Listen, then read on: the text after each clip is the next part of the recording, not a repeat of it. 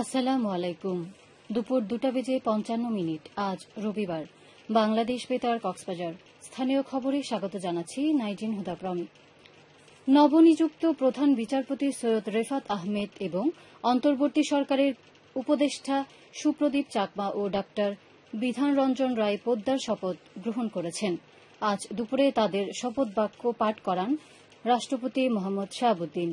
গতকাল রাতে প্রধান বিচারপতি হিসেবে সৈয়দ রেফাত আহমেদকে নিয়োগ দেওয়া হয়। এর আগে সাবেক প্রধান বিচারপতি ওবায়দুল হাসানের পদত্যাগের দাবিতে বৈষম্যবিরোধী ছাত্র আন্দোলনের ডাকে গতকাল সকালে হাইকোর্ট প্রাঙ্গণে বিক্ষোভ করেন শিক্ষার্থীরা। এরপরে প্রধান বিচারপতি পদ থেকে পদত্যাগ করেন ওবায়দুল হাসান। এদিকে আজ নতুন করে দুই উপদেষ্টার শপথ গ্রহণ করায় শপথ গ্রহণে বাকি রয়েছেন বীর প্রতীক ফারুকী আজম।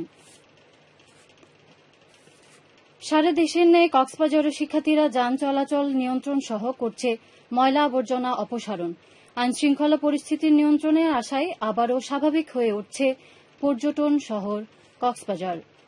এছাড়া আইনশৃঙ্খলা বাহিনীর তৎপরতার ফলে ক্রমান্বয়ে স্বাভাবিক পরিস্থিতি ফিরে আসতে শুরু করায় খুলছে শহরের দোকানপাট, গতি ফিরেছে ব্যবসা বাণিজ্য। এরই মধ্যে আবারও কক্সবাজারে আসতে শুরু করেছেন পর্যটকেরা।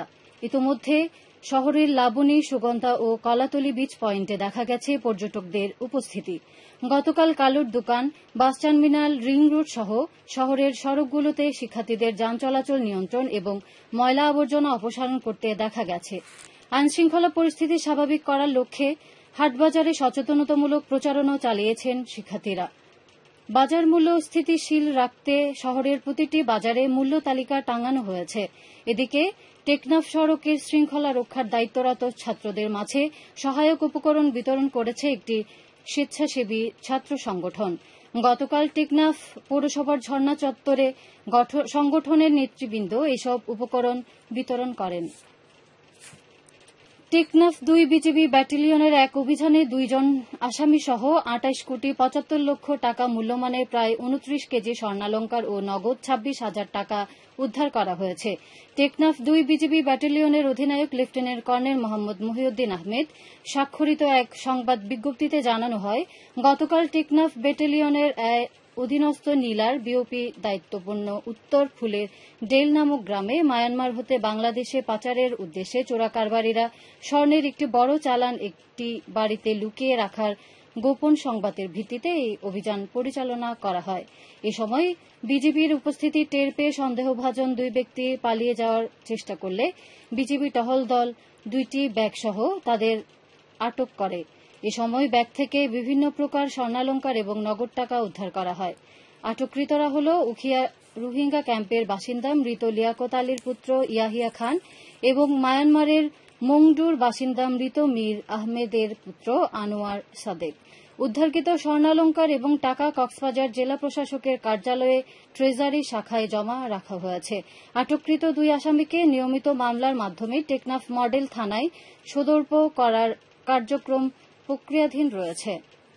আবহাওয়া। আজ দুপুর 12টা হতে আগামীকাল দুপুর 12টা পর্যন্ত কক্সবাজার ও পার্শ্ববর্তী এলাকাসমূহের জন্য আবহাওয়ার পূর্বাভাসে বলা হয়েছে, আকাশ অস্থায়ীভাবে আংশিক মেঘলা সহ মেঘাচ্ছন্ন থাকতে পারে। সেই সাথে অধিকাংশ জায়গায় অস্থায়ীভাবে দমকা অথবা ঝড়ো হাওয়া সহ বৃষ্টি অথবা বজ্র সহ বৃষ্টি হতে পারে। বাতাস দক্ষিণ দক্ষিণ পশ্চিম দিক হতে ঘণ্টায় 8 থেকে 16 কিলোমিটার বেগে প্রবাহিত হতে পারে। সেই সাথে অস্থায়ীভাবে দমকা সহ দক্ষিণ দক্ষিণ পূর্ব দিক হতে ঘণ্টায় 30 থেকে 40 কিলোমিটার বা তারও অধিক বেগে প্রবাহিত হতে পারে। কক্সবাজার সমুদ্র বন্দরের জন্য কোনো সংকেত নেই। আগামী 24 ঘণ্টায় দিন ও রাতের তাপমাত্রা প্রায় অপরিবর্তিত থাকতে পারে। আজ সূর্যাস্ত যাবে সন্ধ্যা 6:25। আগামীকাল সূর্যোদয় হবে ভোর 5:30।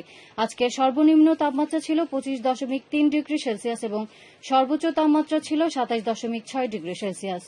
এখন জানিয়ে দিচ্ছি বাঁকখালী নদীর মোহনা ও সংলগ্ন এলাকার সামুদ্রিক জোয়ার ভাটার সময়সূচি। আজ ভাটা শুরু হয়েছে দুপুর 2:26, চলবে রাত 8:37 পর্যন্ত।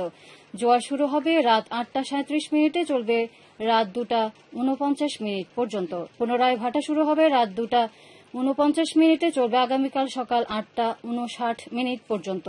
খবর শেষ হলো। আমাদের পরবর্তী খবর প্রচারিত হবে আগামীকাল সকাল 9:25।